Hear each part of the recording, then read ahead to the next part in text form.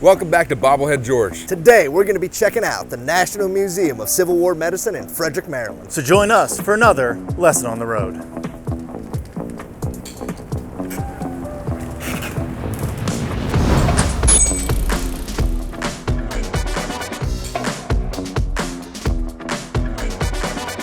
Welcome back to Bobblehead George. Today we're at the National Museum of Civil War Medicine. We're starting off in this room to talk about the heroic era of medicine. This is the era of medicine that was practiced before and then during the Civil War. But it's worth noting that during the Civil War, the ideas that we're about to mention were changing. So the heroic era of medicine prescribed mainly that people got sick because of poisons in their body. And those poisons constricted blood flow and the nervous system. And the way to cure people was to let the poisons out. Practices like cupping, blistering, taking medicine to induce vomiting, and even letting blood out of a person were common practices to treat illnesses. As an example, one treatment for yellow fever during this time was to let 12 ounces of blood out of a person's body every day until they were pale and on the verge of unconsciousness. While this probably did take your mind off of having yellow fever, it did nothing to heal you. It is worth noting, however, that not all doctors prescribed to the heroic era of medicine philosophy. Some of them did argue that taking blood out of a person's body, or bloodletting, was not particularly useful in chest trauma or gunshot wounds. And in fact, letting blood out of somebody's body might be fatal. But fortunately, much like science, medicine is always evolving. Old ideas are replaced with new ones. New discoveries lead to new innovations, which lead to new discoveries again. And our modern system of medicine does more to heal people than to hurt them. Large numbers of volunteer recruits were needed at the start of the war, as the United States had a very small army at the time, consisting of less than 16,000 men. Although these new recruits were supposed to go through a thorough physical examination, oftentimes these exams were merely superficial. Because of the lack of consistent, thorough examinations, this opened up the door for women to serve in the war. It's documented that over 300 women disguised as men fought in the Civil War on both the Union and Confederate sides. Your average soldier was a 25-year-old male that stood 5 feet, 8.5 inches tall, and weighed 143 pounds. The recommended height of a soldier was 5'3" to 6'3", although soldiers as short as 3'8" and soldiers as tall as 7'2" are documented as having served in the war. It was also a requirement that soldiers were at least 18 years old, but oftentimes this was ignored. Soldiers as young as 8 years old are documented as having served in the war. For both armies during the Civil War, the majority of their waking hours were spent either in camp or on the march, which led to Oliver Wendell Holmes stating that war was nothing but an organized labor. For example, the Army of the Potomac saw about 1,500 days of service, only 45 of which were in battle. To fight this boredom, soldiers would often play games of chance, usually with dice or with cards, but officers also encouraged games like baseball to promote camaraderie and sportsmanship. And the first enemy that most of these soldiers saw wasn't on the battlefield, but it was disease. Most of these enlisted soldiers came from farms and rural areas and never had experienced densely populated areas, so childhood diseases like measles and mumps spread like wildfire. On top of that, the unsanitary conditions led to swarms of flies and fleas and lice that would spread bacteria and diseases. The number one killer during the entire war was dysentery and diarrhea. In the Union Army alone, over 44,000 soldiers died of these two diseases. These horrible conditions, coupled with the grotesque wounds of war, made people like Surgeon John Wiley of the 6th New Jersey indispensable. He served from 1862 to 1864, and the tent that you see behind me was his actual tent used during that time period. After the war, it was put into storage and was found in 1988, and it is now here on display at the National Museum of Civil War Medicine.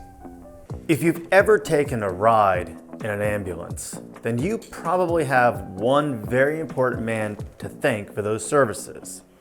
And although he's not as well known as Lincoln or Strong Vincent, John Letterman played a critical role in the American Civil War.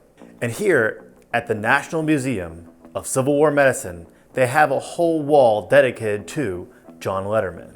Imagine for a moment, you're a soldier and you're wounded in battle and you've fallen on the battlefield. It may have taken up to 7 days to retrieve you, or you may have simply had to fend for yourself. Chances are good your odds of survival are slim to none.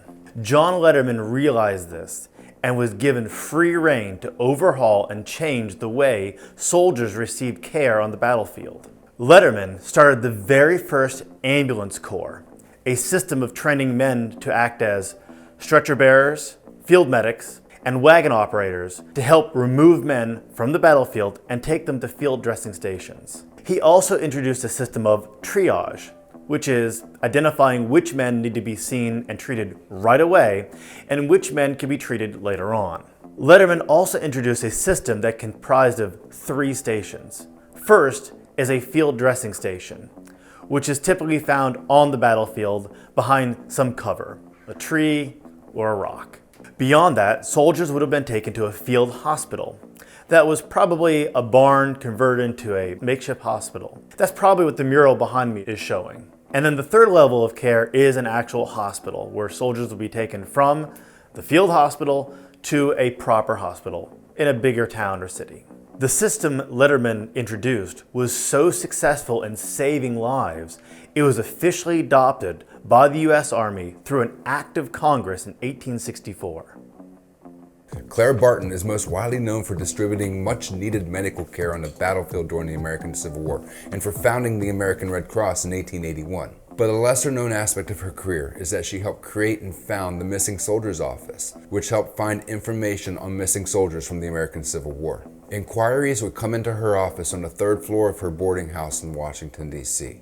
These names would be checked against burial lists, prison rolls, hospital records, etc. Approximately 63,000 inquiries for 45,000 soldiers came into her office. Barton and her associates successfully located over 22,000 final dispositions of these soldiers. The boarding house property in Washington, D.C. that Barton used as her office remained largely untouched until 1998, when it was rediscovered by the General Service Administration. In 2012, the GSA and the National Museum of Civil War Medicine signed an agreement to create a museum in this boarding house to make sure that Barton's legacy lived on. Field hospitals played a vital role in the Civil War. At field hospitals, soldiers were triaged into 3 different categories: mortally wounded, slightly wounded, and surgical candidates. Mortally wounded soldiers consisted of men that were wounded to either the chest, abdomen, or head. These soldiers were given medication for pain and made as comfortable as possible. Surgical candidates were placed on makeshift operating tables where bleeding would be controlled and wounds would be probed. If the surgeon decided that an operation was necessary, these soldiers were then given some form of anesthesia. Contrary to popular belief, 95% of all Civil War operations were done under some form of anesthesia, usually either chloroform or ether. Most wounds are caused by the Minie ball. The Minie ball was made out of soft lead and would flatten out upon impact, causing devastating damage to the human body, splintering bones and ripping and tearing flesh. Amputation was the most common surgical procedure done during the Civil War, with over 60,000 performed. Doctors had good and sound reasons to perform amputations. Minie ball wounds that were left untreated led to diseases and then to death. This actual human arm was donated to the museum by an anonymous donor. It had been in the possession of a Maryland doctor who had found it near Burnside's Bridge after the Battle of Antietam. It was not uncommon for local farmers to dig up human remains while plowing fields or building fences in the years after the battle. Modern science tells us that this arm more than likely belonged to a 16 to 18-year-old Caucasian male, probably from the Ohio Valley region. We also know that this arm wasn't amputated. It was more than likely ripped or torn from the body near the time of death. The Antietam Arm is naturally preserved, and it's consistent with the types of remains found after battlefield burials. As early as August of 1861, railroad cars were being modified to transport the wounded from the front lines to the hospital centers. The first of these cars were developed after the Battle of Wilson's Creek, which took place in Missouri. By 1863, railroad cars specifically designed for medical transportation were being created by the Philadelphia Railroad Company. In 1862, after the battles of South Mountain and Antietam, Dr. Richard Burr set up an embalming station in an establishment owned by James Whitehall, who was a furniture maker and an undertaker. The most common form of embalming was arterial embalming, which included chemicals like arsenic, mercury, zinc, and turpentine, and other very dangerous chemicals. Today, the site of Dr. Burr's embalming station and the establishment owned by Whitehall houses the National Museum of Civil War Medicine. So thanks for joining us for another Lesson on the Road. So next time you're in Frederick, Maryland, and you're looking to do something that's historical, A bit scientific. And just all around nerdy. come check out the National Museum of Civil War Medicine and everything that it has to offer. That's Mr. Graham. That's Mr. Gimby. That's Mr. Raymond. We'll see you next time for another Lesson on the Road. Hey guys, I hear this place has got an amazing gift shop. Oh yeah.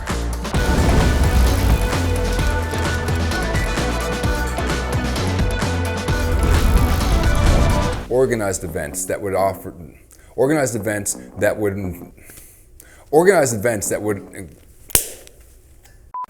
Welcome back to Bobblehead George. Oh, I'm sorry. That's your line. Yeah, I know. That's your line. You had one thing you had to I know. say. Welcome back to Bobblehead George. Today we're going to be... As a fire truck comes up. So practices like cupping, sweating. They made sweaters. Look at that, nailed it first try. You see that? Are you taking notes? That's not where we're at. There's a lot going on here. I gotta... Just quite on the set. Weak professionals.